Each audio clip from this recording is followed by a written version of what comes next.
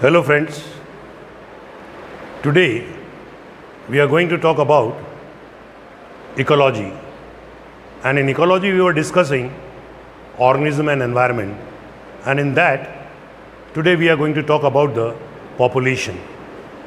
हम लोग इकोलॉजी में जीव एवं वातावरण पढ़ रहे थे, उसमें हम लोग जनसंख्या या समष्टि के बारे में आज बात करने जा रहे हैं।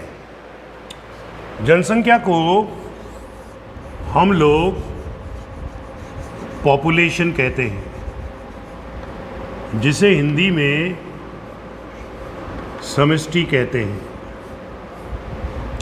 पॉपुलेशन क्या है? What is population? तो इसका आंसर होता है कि एक ही प्रकार की जातियों के समूह जो होते हैं उनको हम पॉपुलेशन कहते हैं।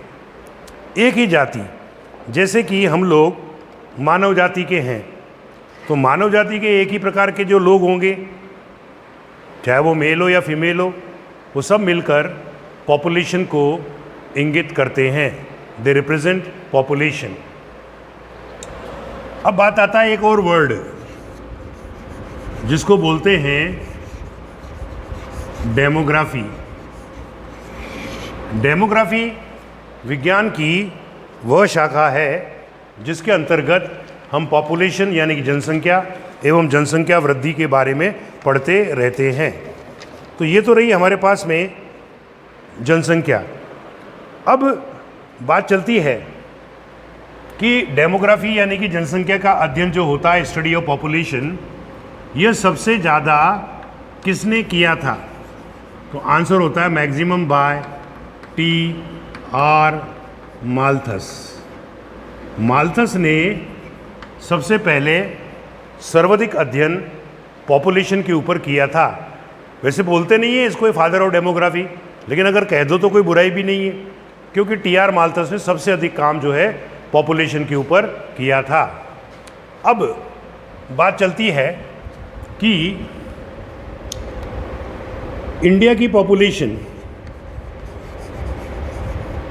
इंडियाज पॉपुलेशन प्रति वर्ष 1.67% बढ़ती है पर एनम। एक साल में भारत की जनसंख्या 1.67% बढ़ती है। और वर्ल्ड की पॉपुलेशन जो होती है वह 2% प्रति वर्ष बढ़ती है। बात समझ आई? और वर्ल्ड की पॉपुलेशन 33 इयर्स में डबल हो जाती है, यानी कि दुगनी हो जाती है। ओके, अब ये पॉपुलेशन जो है कैसे बढ़ती है, कैसे घटती है, इस संदर्भ के अंदर कई वर्ड्स अपने को याद करने पड़ेंगे। देखिए साहब, इंडिविजुअल अगर एक आदमी को देखें तो उसका जीवन जो होता है वह जन्म और मृत्यु से संबंधित होता है, यानी कि बर्थ और डेथ से संबंधित होता है एक इंडिविजुअल। लेकिन अगर अपन जनसंख्या की बात करते हैं, पॉपुलेशन की बात करते हैं, तो वहाँ पर 3 चीज़ें आती हैं। पॉपुलेशन में जो कंपोनेंट्स होते हैं वह होते हैं बर्थ रेट, एक तो ये होता है, दूसरा होता है डेथ रेट, और तीसरा होता है सेक्स रेशियो। अब बर्थ रेट की बात कर रहे हैं हम लोग। सपोज करो किसी तालाब में, पॉन्ड में 40 पुष्प थे,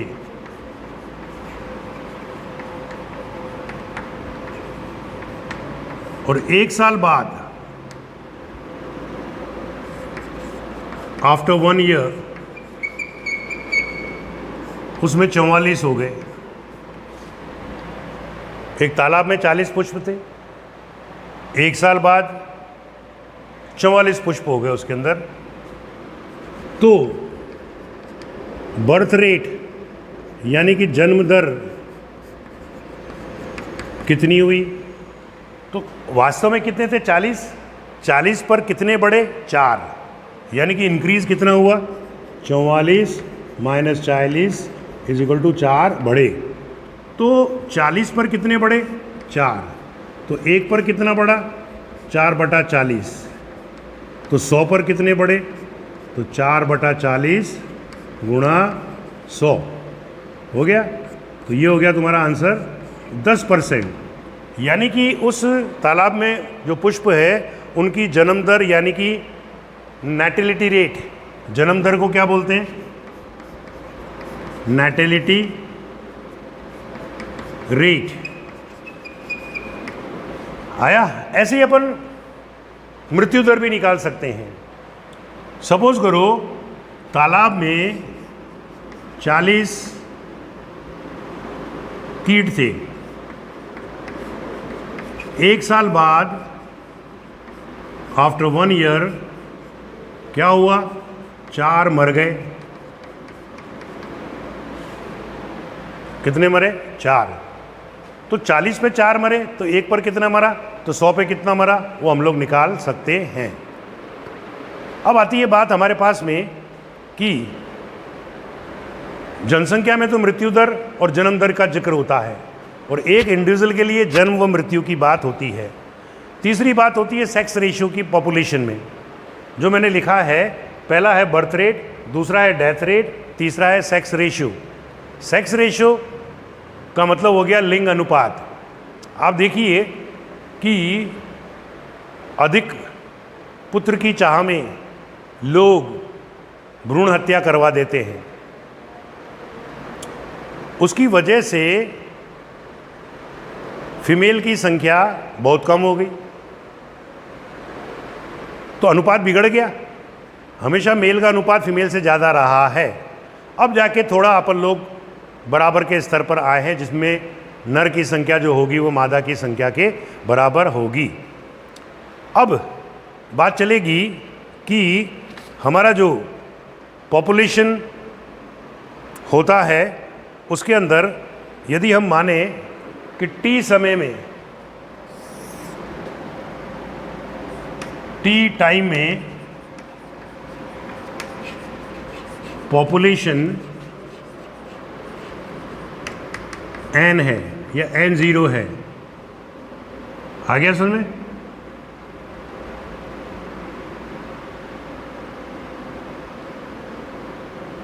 और t समय बाद वह nt हो जाती है। यानी किसी समय पर पॉपुलेशन, किसी टाइम पर, चलो ये ले लेते हैं, किसी समय पर पॉपुलेशन n0 है तो t समय बाद वह nt हो गई। तो nt का मतलब हो गया t समय की बाद की पॉपुलेशन साइज या पॉपुलेशन डेंसिटी या पॉपुलेशन रेट। तो nt कितनी होगी? nt is equal to n0 plus b plus i minus d plus e। जहाँ पर b जो है वो बर्थ को शो कर रहा है और i जो है वो इमिग्रेशन को शो कर रहा है, d जो है डेथ को शो कर रही है और e जो है वो ई माइग्रेशन को शो कर रहा है। आई बात समझ में? तो सपोज करो शुरू में जनसंख्या 100 थी, उसमें पैदा हो गए सपोज करो 10, और इमिग्रेशन का मतलब आप्रवास 5 बाहर से आ गए, तो ये तो टोटल जनसंख्या हो गई हमारे पास में 115। अब उसमें से मर कितने गए? से 8 मर गए। और 4 बाहर चले गए, ये 4 बाहर चले गए, तो टोटल कितने हो गए? 12। तो अब आपका आंसर क्या हो गया? 103। ये 103 टी समय के बाद की जनसंख्या को निरूपित करता है। ओके,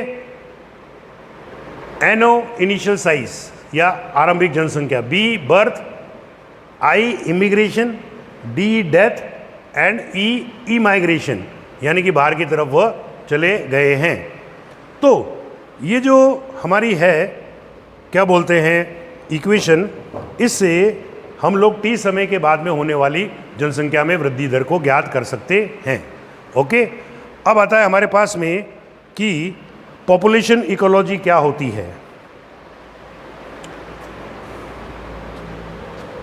पॉपुलेशन इकोलॉजी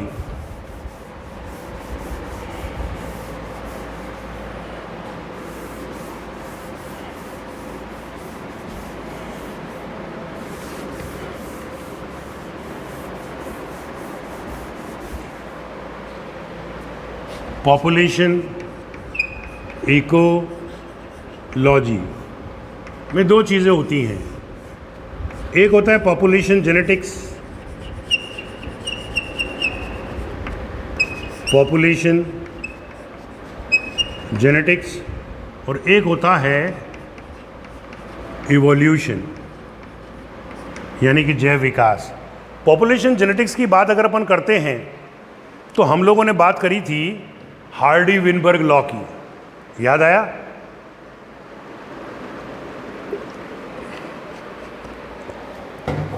जिसमें आवृत्ति बदलने पर, फ्रीक्वेंसी बदलने पर क्या होता है कि स्पीशीज बदल जाती है। अब मैं आपको ग्रोथ मॉडल बताने जा रहा हूं। ग्रोथ, पॉपुलेशन ग्रोथ मॉडल, जनसंख्या वृद्धि प्रारूप के बारे में बताने जा रहा हूं।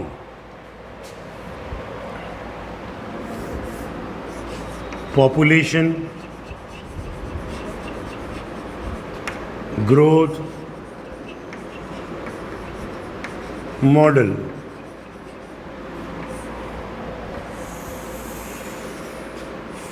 ये 2 प्रकार के होते हैं।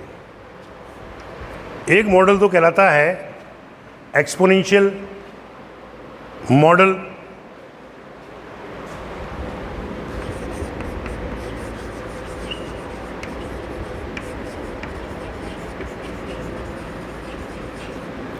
और दूसरा कहलाता है ज्योमेट्रिकल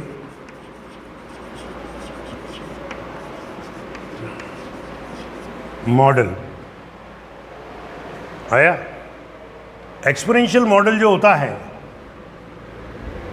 इसकी जो आकृति होती है वह ऐसी होती है। इधर टी आ गया समय और इधर हो गया तुम्हारे पास में नंबर, यानी कि घातांक प्रारूप। पहले धीरे धीरे कम होती है, लेकिन फिर एकदम ट्रिमेंडसली उस जनसंख्या के अंदर वृद्धि होती है। ये कब होती है? Region when sources are infinite. जैसे खूब सारा खाना मिल रहा है, अच्छी हवा मिल रही है, उपयुक्त तापक्रम मिल रहा है, एवरीथिंग इज वेल, तो उस समय क्या होगा? जीव खूब खाएगा और जनन करेगा, और जनन करके जनसंख्या बड़ी तीव्रता से बढ़ाएगा। इसी को हम लोग बोलते हैं एक्सपोनेंशियल मॉडल, घातांक प्रारूप। हम कहते हैं, क्या बोलते हैं इसको अपन लोग? घातांक प्रारूप कहते हैं। तो जब संसाधन असीमित होते हैं तो फिर तीव्र गति से वृद्धि बढ़ती है।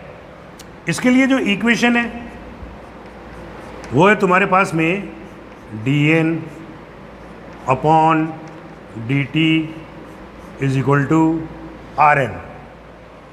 ये तो हो गई तुम्हारी वृद्धि दर D N upon D T.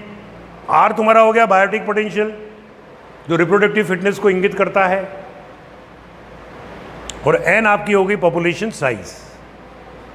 इसी की लॉजिक इक्वेशन भी दे रखी है, इक्वेशनल लॉजिक इक्वेशन इन लोगों ने अपन लोगों को दे रखी है, एक्सपोनेंशियल ग्रोथ इक्वेशन इन लोगों ने दे रखी है।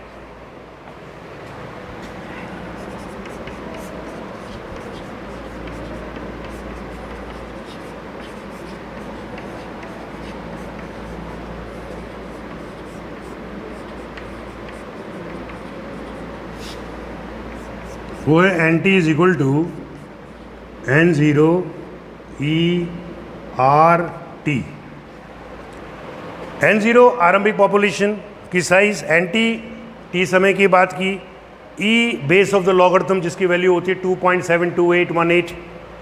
आर जो है रिप्रोडक्टिव फिटनेस होता है, यही तो है जो कि कंपटीशन को जिताता है। जैविक विभव, आर मीन्स जैविक विभव, बायोटिक पोटेंशियल, रिप्रोडक्टिव पोटेंशियल या इंट्रिंसिक रेट ऑफ इंक्रीज आ गया। आर में से, छोटे आर में से क्वेश्चन बनता ही है, और टी हो गया आपका समय। अब आता है हमारे पास में ज्योमेट्रिकल। ज्योमेट्रिकल ग्राफ को यदि आप देखोगे तो वह सिग्मॉइड वक्र आता है। ग्रोथ में भी अक्सर सिग्मॉइड वक्र आता है। यहाँ पर हो गया तुम्हारे पास में टाइम, और ये हो गया तुम्हारे पास में ग्रोथ ले लो या नंबर ले लो। आई बात समझ में? अब हम जब छोटे थे तो धीरे धीरे वृद्धि कर रहे थे, तो ऐसे ही यहाँ से यहाँ तक का जो समय होता है वो लैग फेज कहलाता है। लैग माने पीछे, और जो अपन छठी सातवीं से लेकर आते हैं 10वीं तक, तो एकदम हमारी बॉडी के अंदर चेंजेस आते हैं, ग्रोथ होती है। हालांकि this is not a growth, we are talking here about the population. तो जनसंख्या बढ़ गई, फिर उससे और बढ़ी, एकदम ट्रिमेंडस ग्रोथ होती है। तो ये रही हमारे पास में सी। सी से लेकर बी तक की जो अवस्था होती है उसको लॉग फेज कहते हैं। इसको घातांक प्रवस्था भी कहते हैं, एक्सपोनेंशियल फेज कहते हैं। क्या बोलते हैं? एक्सपोनेंशियल फेज कहते हैं। तो this is your log phase and this is your exponential phase. पृथ्वी जब पैदा हुई, कई देश बने, भारत भी बना, कई संस्कृतियां आई और गईं। हमारे देश के अंदर जो जनसंख्या थी वो घातांक अवस्था में कौन से ईयर से प्रारंभ हुई? तो आंसर होता है 1752 से एक्सपोनेंशियल फेज में हम लोग आ गए थे। और सी के बाद में ये आ जाती है तुम्हारी डी, ये स्थिर अवस्था कहलाती है, ये स्टेशनरी फेज कहलाता है। तो ये आपका होता है सिग्मॉइड कर्व। सिग्मॉइड कर्व की जो इक्वेशन है वो क्या है? D N upon D T is equal to R N into K minus N upon K. ये तुम्हारी क्या होगी? D N upon D T, वृद्धि दर, ग्रोथ रेट। आर क्या हुआ? वेरी इंपॉर्टेंट, इसको बोलते हैं बायोटिक पोटेंशियल। क्या बोलते हैं इसको? जैविक विभव। इसको रिप्रोडक्टिव फिटनेस भी कहते हैं, इसको इंट्रिंसिक रेट ऑफ इंक्रीज भी कहते हैं। कहने का तात्पर्य यह है कि किसी जीव के अंदर जैव विभव ज़्यादा होता है तो वह अधिक समय तक जीवित रहती है उसकी जाति। ओके, एन आरंभिक साइज हो गई, के ये तो हो गया तुम्हारा आर, के क्या हो गया? Carrying capacity. कैरिंग कैपेसिटी को हम लोग वाहन क्षमता भी कहते हैं, वाहन क्षमता। जैसे ये क्लासरूम है, इसमें 100 बच्चे आ सकते, तो इसकी वाहन क्षमता कितने की? 100 की होगी। अगर 2 भी बच्चे ज़्यादा आ गए तो वो ढंग से पढ़ नहीं पाएंगे। इसी प्रकार किसी निश्चित क्षेत्र में जितने संसाधन होते हैं पर्टिकुलर जीवों के लिए जो उपलब्ध होते हैं, वो उसकी वाहन क्षमता कहलाती है, कैरिंग कैपेसिटी कहलाती है। अगर उससे अधिक संख्या आ गई वहाँ पर, तो वहन क्षमता तो इतनी है नहीं, तो या तो वो भाग जाएंगे वहाँ से या उनमें से कुछ मर जाएंगे और यथावत जनसंख्या जो होगी वो मेंटेन रहेगी। तो आर क्या हुआ, बायोटिक पोटेंशियल, कह रहा हूँ बहुत इंपॉर्टेंट है, पूछा जाता है। के हो गया कैरिंग कैपेसिटी।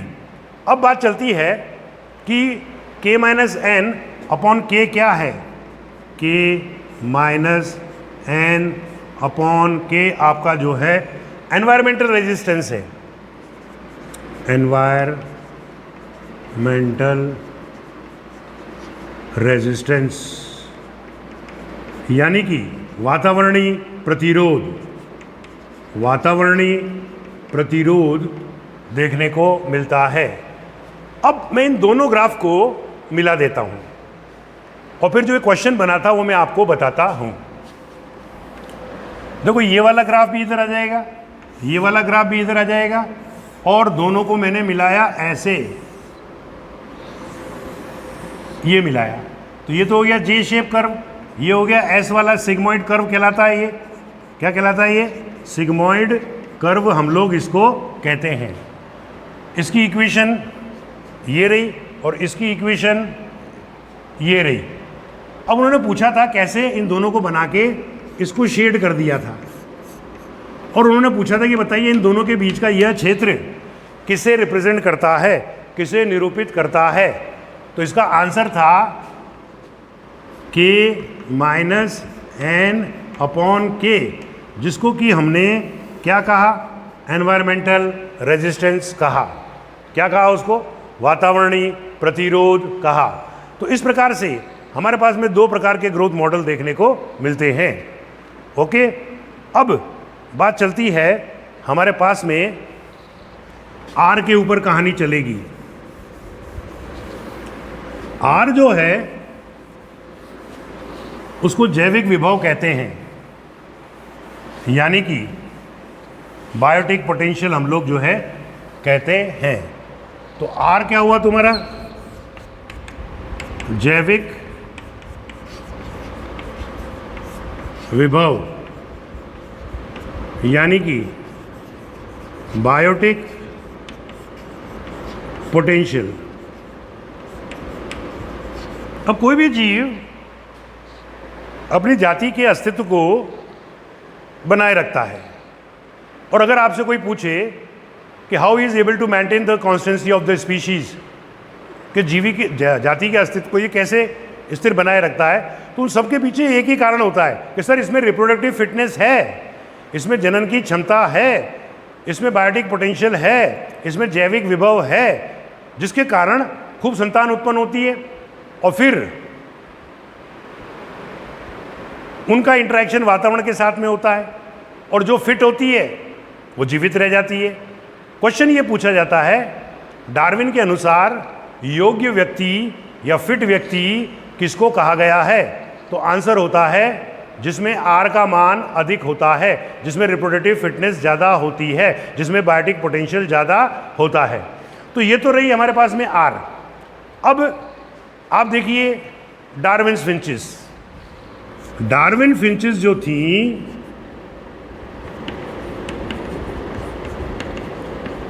जिन्हें हमने जियोस्पीजिया कहा था, जियोस्पीजा उनका जूलॉजिकल नेम है, उनके अंदर भूभौगोलिक वितरण हुआ। अलग अलग आवासों में जाकर अलग अलग संसाधनों का प्रयोग करने पर उनकी चोंच भी अलग अलग प्रकार की विकसित हो गई और उन्होंने वहीं पर ही अपने जाति के अस्तित्व को बनाए रखा। किसके कारण? आर के कारण, जैविक विभव के कारण।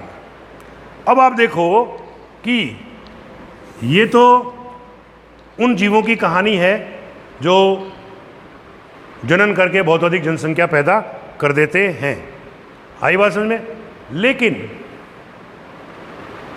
साल्मोन फिश और बम्बू यानी कि बैम्बू, बांस, वो तो केवल एक बार ही रिप्रोडक्शन करते हैं। Salmon fish and bamboo reproduces only once. Salmon fish और बांस जो होता है वह जीवन में केवल एक बार ही जनन करता है। ओके, अब आता है हमारे पास में पॉपुलेशन पिरामिड। पॉपुलेशन पिरामिड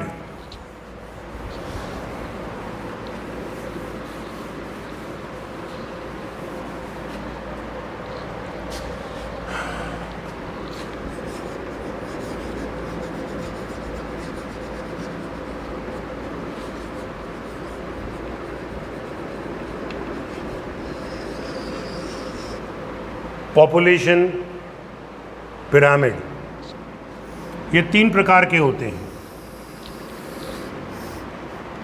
अब किसी भी पॉपुलेशन में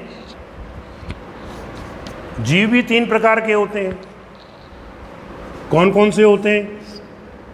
प्री रिप्रोडक्टिव,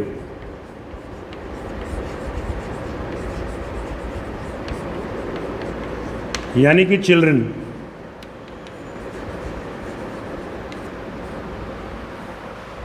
बच्चे। फिर दूसरे होते हैं रिप्रोडक्टिव,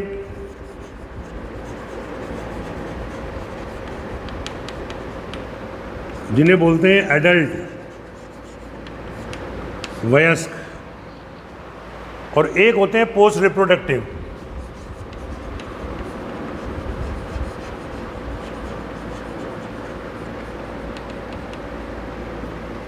जिन्हें बोलते हैं ओल्ड।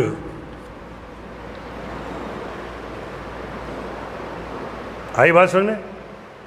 अब ये एक पिरामिड है जिसमें ये नंबर 1, ये नंबर 2 और ये नंबर 3। तो नंबर 1 की जनसंख्या इसमें ज़्यादा है, यानी कि चाइल्ड की, चिल्ड्रन की। उससे कम वयस्क है और सबसे कम ओल्ड है। तो नेचुरली जब बहुत सारे बच्चे होंगे, कुछ समय बाद वो वयस्क हो जाएंगे, तो जनसंख्या विस्तृत होगी। तो ये जो ट्रायंगल पिरामिड है यह एक्सपेंडिंग को शो कर रहा है, एक्सपेंडिंग। आया? अब एक और पिरामिड लो जिसको बोलते हैं बेल शेप, घंटी की आकृति का। वो ऐसा गया जिसके अंदर 1 2 3 हमने ये ले लिया। तो यहाँ पर जनसंख्या जो होगी वह लगभग कांस्टेंट रहेगी। आ गया? इसको बोलते हैं बेल शेप। और एक होता है अर्न शेप। अर्न शेप का मतलब होता है कुंभाकार। कुंभाकार वो कैसा होता है? वो ऐसा होता है। उसमें बच्चों की संख्या ज़्यादा, वयस्क की बहुत कम होती है और बुजुर्गों की बहुत ज़्यादा होती है। तो इसमें जनसंख्या जो होती है वो क्या होएगी? कम होएगी। It will decrease. तो ये 3 प्रकार के स्तूप हमको पॉपुलेशन से संबंधित पढ़ने पड़ते हैं। अब आता है हमारे पास में कि पॉपुलेशन इंटरैक्शन। पॉपुलेशन इंटरैक्शन को यदि अपन देखें, समष्टि अंतरक्रिया, तो उस संदर्भ में अलग अलग प्रकार के शब्दावली, एक चार्ट दे रखा है उन्होंने। म्यूचुअलिज्म है, प्रिडेशन है, प्रोटोकॉपरेशन है, सिम्बायोसिस है, कई सारे टर्म दे रखे हैं, पैरासिटिज्म दे रखा है। उनके एग्जाम्पल्स को याद करना जो मैं आपको समझा रहा हूं। पहला है म्यूचुअलिज्म, यानी कि इसमें सपोज करो स्पीशीज ए है और इधर स्पीशीज बी है, तो ये ए और बी स्पीशीज दोनों को फायदा होगा। अब इसमें भी 2 चीजें हैं बेटा, इन्होंने क्लियर नहीं कर रखा है। एक कहलाता है प्रोटोकॉपरेशन,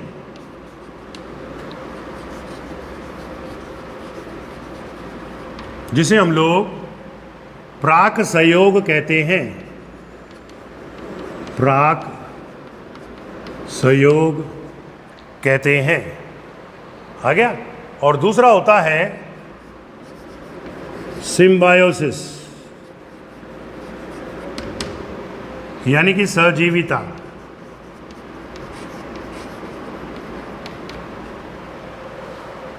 प्रोटो कॉपरेशन में क्या होता है, दोनों एक दूसरे से ए और बी लाभ लेते हैं, लेकिन उनमें कार्य की विनिमय नहीं होता है।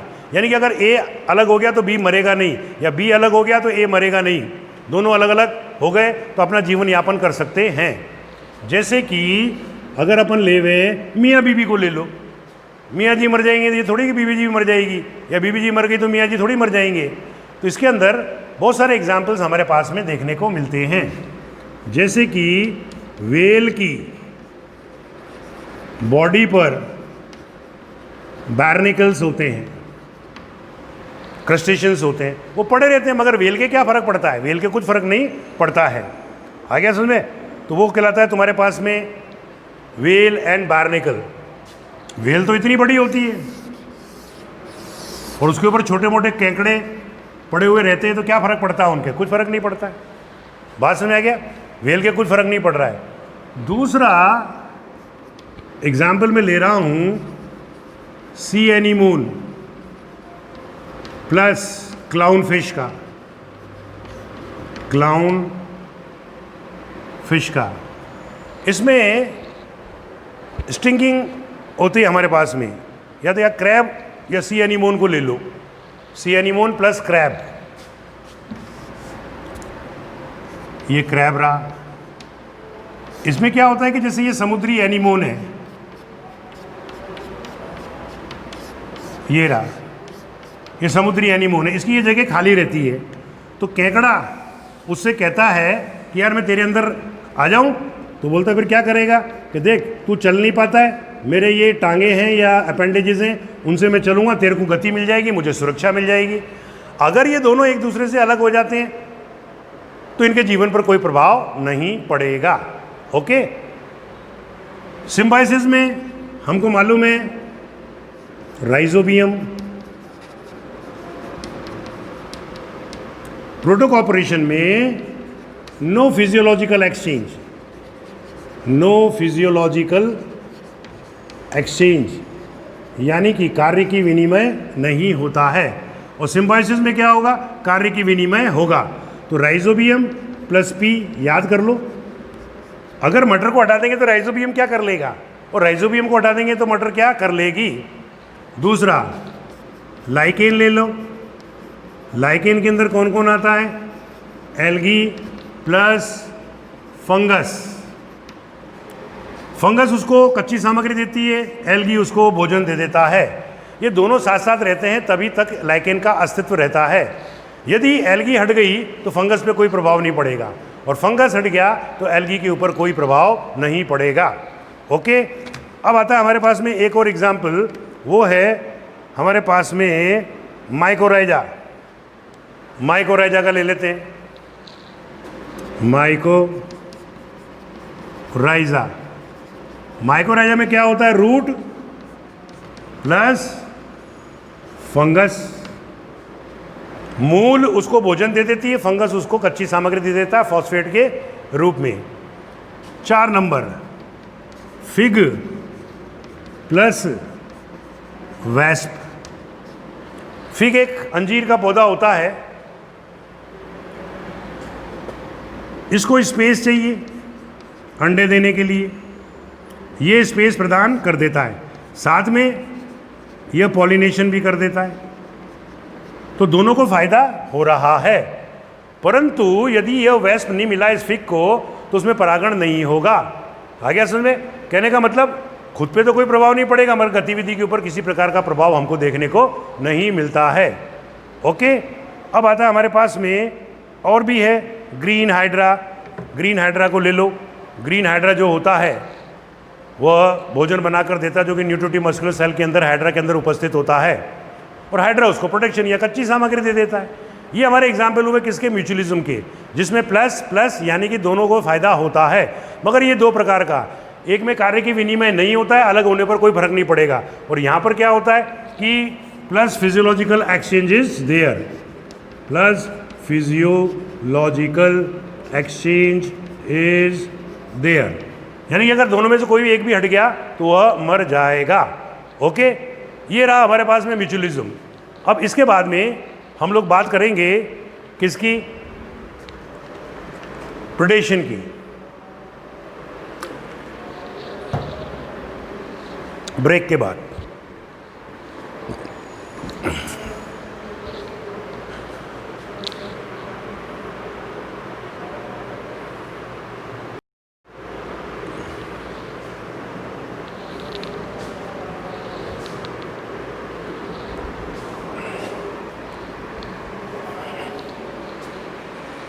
Hello friends, after mutualism we are going to talk about predation.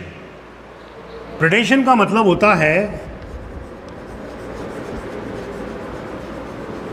परभक्षण। परभक्षण का मतलब होता है कि किसी को मारकर खाना। आई बात समझ में? अब ये जो परभक्षण है, जैसे हिरण के पीछे शेर पड़ गया, शेर ने हिरण को मारकर खा लिया, तो लॉयन क्या हुआ? लॉयन ये परभक्षी हो गया, यानी कि प्रीडेटर हो गया। और ये हो गया हमारे पास में डियर, ये शिकार हो गया, यानी कि प्रे हो गया। डन। इसने इसको मारा तो ये परभक्षी, और जो मरा वह प्रे कहलाता है। अब जो परभक्षी होते हैं वह अगर हम देखें तो हमारे पास में बहुत सारे उदाहरण हैं। एक उदाहरण है पक्षी का। पक्षी पक्षी पक्षी ये पक्षी जो है बीज खा रही है। क्या खा रही है ये? बीज। और बीज जो है वो जीवित ही मानेंगे अपन तो, क्योंकि अंकुरण होने के बाद में वह नया पौधा देगा। तो ये बीज खा रही है, सीड खा रही है। कौन खा रही है? बर्ड। तो ये किसका एग्जाम्पल हुआ? ये भी आपका प्रेडेशन का एग्जाम्पल है। बात समझ आई? किसका एग्जाम्पल है ये? प्रेडेशन का एग्जाम्पल हम इसको कह सकते हैं। दूसरा एग्जाम्पल अगर हम देखें तो प्रेडेशन में बायोलॉजिकल कंट्रोल ऑफ स्पीशीज की बात करते हैं अपन लोग। जैव नियंत्रण बता चुका हूं। अफ्रीका के अंदर ये कैक्टस जो थे वो बहुत अधिक मात्रा के अंदर पैदा होना शुरू हो गए थे। अब इतने ज़्यादा पैदा हो गए कि लोगों के लिए मुसीबत हो गई। तो ऑस्ट्रेलिया वालों ने क्या करा? वहाँ पर एक कीड़ा छोड़ दिया, कोकिनियल इंसेक्ट। कोकिनियल इंसेक्ट उन्होंने छोड़ दिया। तो ये रहा हमारा कोकिनियल इंसेक्ट। और इस कोकिनियल इंसेक्ट ने इसको क्या करा? खा गया, सबको खा गया। ये ऑस्ट्रेलिया की जनता सुखी हो गई।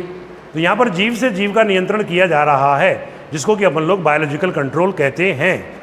ओके। फिर आता है हमारे पास में कि रोल ऑफ प्रेडेटर। ये परभक्षी होता है, शेर। ये क्या करता है? अगर ये बहुत ज़्यादा हिरण खा गया तो सारे हिरण समाप्त हो जाएंगे, शेर भी खुद भूख से मर जाएगा। इसलिए ये लोग क्या करते हैं कि कुछ जनसंख्या को बचा कर रखते हैं। आ गया समझ में? ताकि वो बड़ी हो जाएगी, बाद में उसको भोजन के रूप में काम में लिया जाएगा।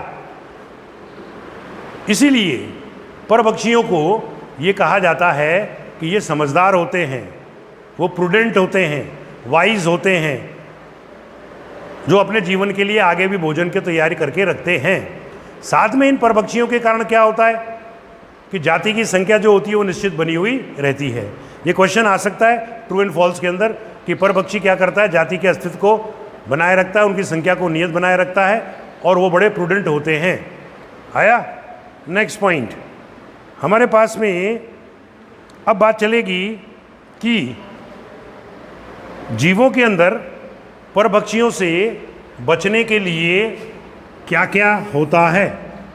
जीव परभक्षी से बचना चाहता है तो देखो, अभी मेरे पीछे कोई कुत्ता भागेगा तो मैं भाग सकता हूँ, तो जंतु तो भाग सकता है, पेड़ पौधे तो नहीं भाग सकते।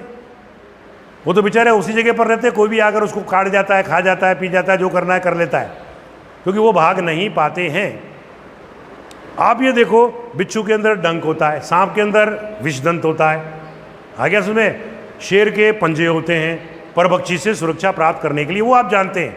लेकिन पौधों में क्या होता है, पौधों के अंदर तो आपको ये कांटे मिलेंगे, थॉर्न मिलेंगे, और थॉर्न मिलेंगे तो जानवर जो आएगा इसको खाने के लिए वो खा नहीं पाएगा।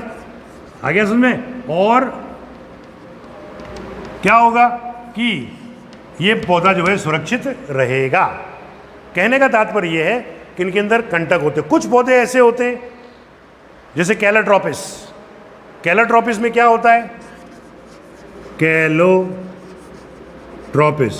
इसके अंदर एल्केलॉइड होता है, एल्केलॉइड होता है।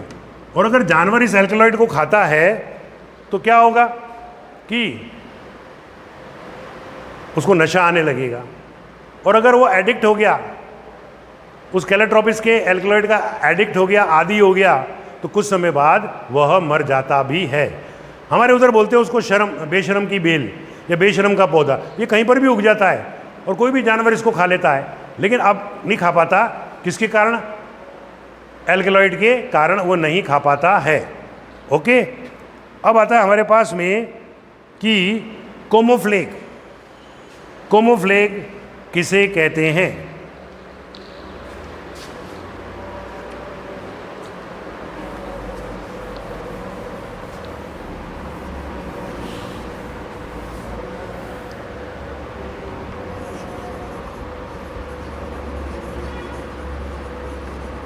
ये कोमोफ्लेग हो गया।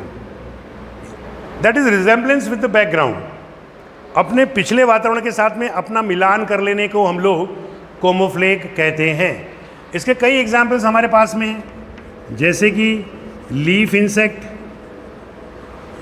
ये कीड़ा जो होता है ये पत्ती के समान होता है, ऐसा हरे रंग का होता है, और इसका शिकार पहचान नहीं पाता है, इसको बोलते हैं लीफ इंसेक्ट। दूसरा होता है स्टिक इंसेक्ट। स्टिक इंसेक्ट वो बिल्कुल लकड़ी के समान होता है, ऐसा, जो पहचान में नहीं आता है कि भाई ये कीड़ा है कि क्या है। तीसरा एग्जाम्पल अगर अपन ले हुए हैं गिरगिट। गिरगिट जो होता है वो रंग बदल लेता है पिछले वातावरण के अनुसार। मेंढक जो होता है वो भी अपना रंग बदल सकता है पिछले वातावरण के अनुसार। तो इनके अंदर क्या होता है कि कुछ विष ग्रंथियां भी होती हैं, जैसे कि पॉइजनस डार्ट फ्रॉग। ये मेंढक होता है, विषैला होता है, इसके ऊपर भी ऐसे निशान बने रहते हैं जो कि बैकग्राउंड के साथ में मिल जाते हैं, जो कि मिमिक्री को रिप्रेजेंट करते हैं। अब आता है हमारे पास में कि मिमिक्री। मिमिक्री का मतलब होता है किसी की नकल करना। मिमिक्री, मिमिक्री में दो चीज़ होती हैं, एक होता है मॉडल और एक होता है मिमिक। मॉडल जो होता है वह आपका, लिया अपन ने मोनार्क।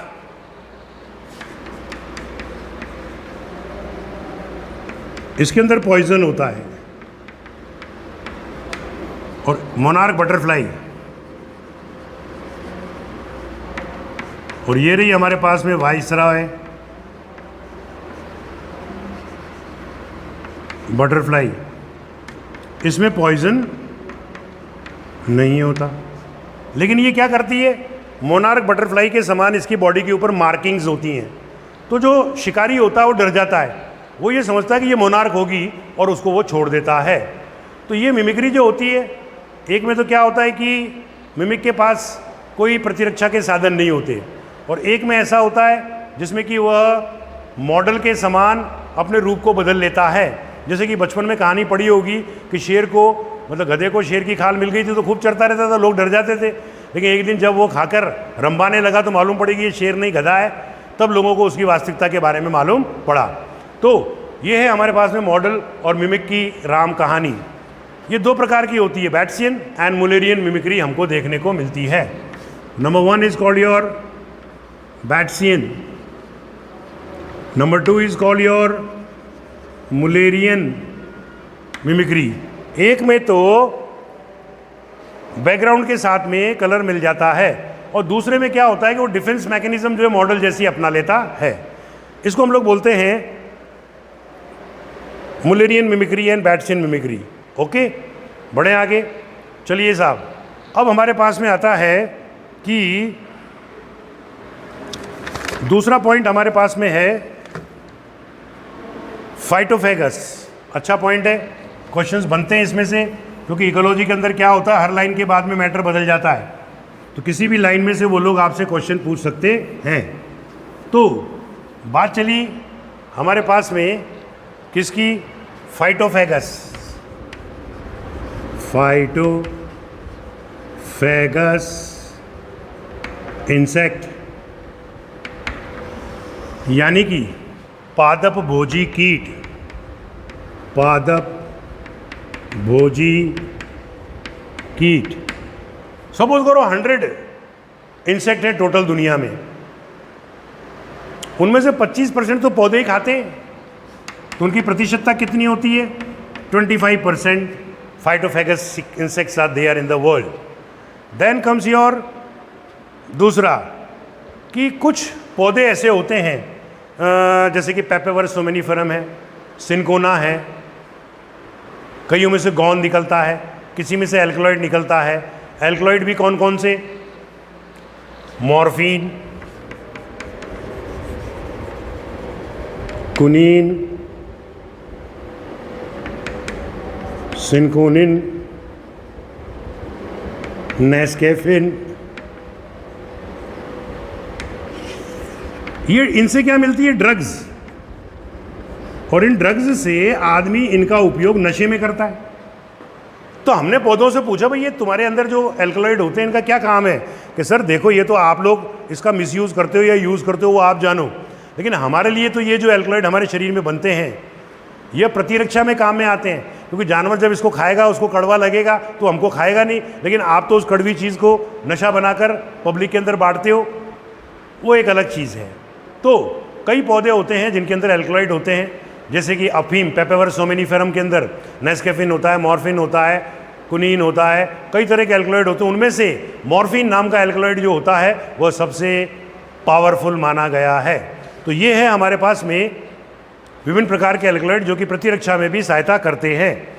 अब आता है हमारे पास में कंपटीशन। कंपटीशन की बात मैं करने जा रहा हूं। कंपटीशन को बोलते हैं स्पर्धा। इसमें क्या होगा, दो पहलवान लड़ रहे हैं, तो वो अगर एक घूसा मारेगा तो वो भी तो दूसरा एक मार ही देगा, यानी कि दोनों को नुकसान होगा। तो इसमें क्या होगा, माइनस ऑब्लिक माइनस। आ गया समझे। अब ये जो कंपटीशन होता है यह किस पर डिपेंड करता है, तो आर पर निर्भर करता है, यानी कि बायोटिक पोटेंशियल पर, बायोटिक पोटेंशियल पर, जैविक विभव पर निर्भर करता है। कौन, कंपटीशन। और जैविक विभव किसको बोलते हैं, अपन कई बार बोल चुके हैं और मैं बोल रहा हूं, ये आता ही है, रिप्रोडक्टिव फिटनेस को बोलते हैं। डार्विन ने कहा था, जननीय योग्यता को हम लोग जो है कह सकते हैं। अब आता है हमारे पास में दूसरी बात कि कंपटीशन में, कंपटीशन कब होगा, भाई कंपटीशन किस पर निर्भर करता है? आर पर। कंपटीशन कब होगा? व्हेन रिसोर्सेज आर लिमिटिंग, यानी कि जब संसाधन कम होंगे तभी दो एक ही जाति के या अलग अलग जाति के आपस में लड़ेंगे। बहुत सारी चपातियां पड़ी हुई है तो कुत्ता बिल्ली क्यों लड़ेगा? तू भी खा ले, मैं भी खा लूँ। अगर एक ही चपाती है तो कुत्ते और बिल्ली के अंदर क्या होगा? कंपटीशन होगा, वो एक दूसरे को मारेंगे और जो ताकतवर होगा, जिसमें रिप्रोडक्टिव फिटनेस ज़्यादा होगी, वह जीत जाएगा। ये प्रकृति का नियम है। तो जब संसाधन असीमित होते हैं तब स्पर्धा होती है। अब स्पर्धा के कौन कौन से वर्ड यूज करते हैं अपन लोग? इंटरफियरेंस, कंपटीशन, यानी कि हस्तक्षेप, प्रतिस्पर्धा। मैं आराम से खाना खा रहा हूं और बाय द वे दो कोई और मेरे साथ में आकर खाना खाने लगे तो उन्होंने इंटरफियर किया कि नहीं किया? और मेरे कंपटीशन बाहर वालों से, बाहर वालों को मैंने अलग रख दिया है। मेरे रिप्रोडक्टिव फिटनेस की वजह से मैं अकेला खा रहा हूं और बीच में आकर कोई मेरे को डिस्टर्ब करता है उस प्रतिस्पर्धा में, उस भोजन को लेने में, तो हम उसको इंटरफेरेंस कंपटीशन कहते हैं, हस्तक्षेप स्पर्धा कहते हैं। यानी कि कोई हस्तक्षेप करते हुए कंपटीशन में तो उसको इंटरफेरेंस कहते हैं। दूसरा एग्जाम्पल, एबिंगडन के कछुए, एबिंगडन टॉर्टॉइस, ये कौन थे? ये कछुए थे, ओके। और गोट यानी कि बकरी। अब ये बेचारे घास खाते थे। जब बहुत अधिक बकरियों को उस क्षेत्र के अंदर डाल दिया गया तो बकरियों ने घास खा ली। जो कछुए थे एबिंगडन टॉर्टॉइस, वो मर गए। बात समझ आ गया? ये एक आपको ध्यान रखना है। दूसरा एग्जाम्पल जो है कॉनल्स एलिगेंट फील्ड एक्सपेरिमेंट में आपको बताने जा रहा हूं। कॉनल्स एलिगेंट फील्ड एक्सपेरिमेंट, इसमें क्रस्टेशियंस थे स्कॉटलैंड के अंदर। कहां पर? स्कॉटलैंड के अंदर। और ये क्रस्टेशियंस जो हैं, ये एक बैलेनस था, ये बड़ा था, और एक था कैथेमरस, ये कैसा था? छोटा था। तो बड़े ने छोटे को उन्मूलित कर दिया, इरेडिकेट कर दिया वहां से। ताकत थी उसमें बड़े वाले में, तो छोटे वाले वहां से भाग गए and ultimately I think they got extinct. अब आता हमारे पास में गॉस एक्सक्लूजन प्रिंसिपल। गॉस के अपवर्जन का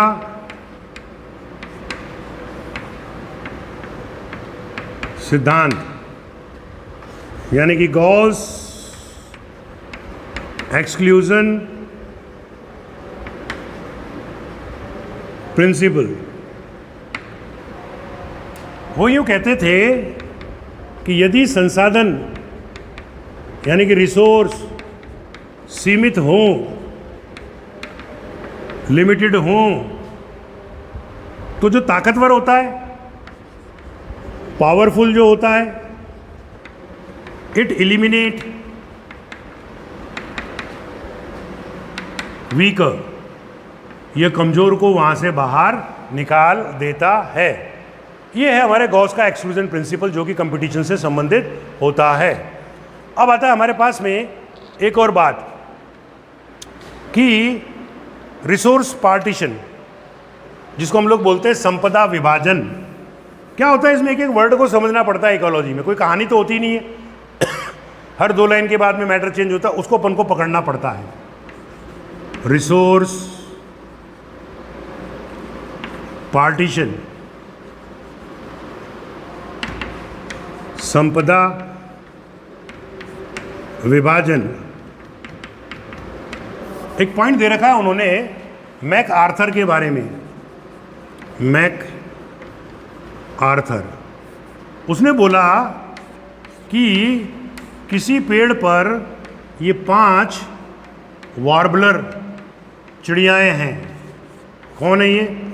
5 वार्बलर पक्षी हैं। ये आराम से कोएग्जिस्ट करते हैं अपने आप ही, यानी कि एक ही पेड़ पर रहकर बड़े खुशी खुशी जीवन यापन करते हैं। मैंने कि तुम लड़ते नहीं हो, तुम कंपटीशन नहीं करते हो कि सर कोई चीज़ होती है, संसाधन या रिसोर्स, हम उसको बांट कर खा लेते, हमारे सबका काम चल जाता है। इसको बोलते हैं रिसोर्स कंपटीशन। तो ये तो रहे हमारे आज के म्यूचुअलिज्म, और दूसरा रहा हमारे पास में कंपटीशन। कंपटीशन के अलावा हम लोगों ने बात करी प्रेडेशन की। तो इसमें कैसे सीखना चाहिए? पहली चीज़ तो चार्ट याद करो जो दे रखा है उन्होंने, competition, predation, mutualism, protocooperation, amensalism, commensalism, इनका जो भी अपन और बात करेंगे। आज तो हमने केवल प्रेडेशन की बात करी, म्यूचुअलिज्म की बात करी और कंपटीशन की बात करी है। इसके बाद में हम लोग बात करेंगे पैरासिटिज्म की, कमेंसलिज्म की और अमेंसलिज्म की बात करेंगे। बात समझ में आई? तो इसको याद करने के लिए एक एक लाइन के क्वेश्चंस जो है बनाने पड़ते हैं, और फिर उसको दिमाग में रखकर आप चीज़ को ध्यान, पॉइंटों को समझो। छोटे छोटे से वर्ड है।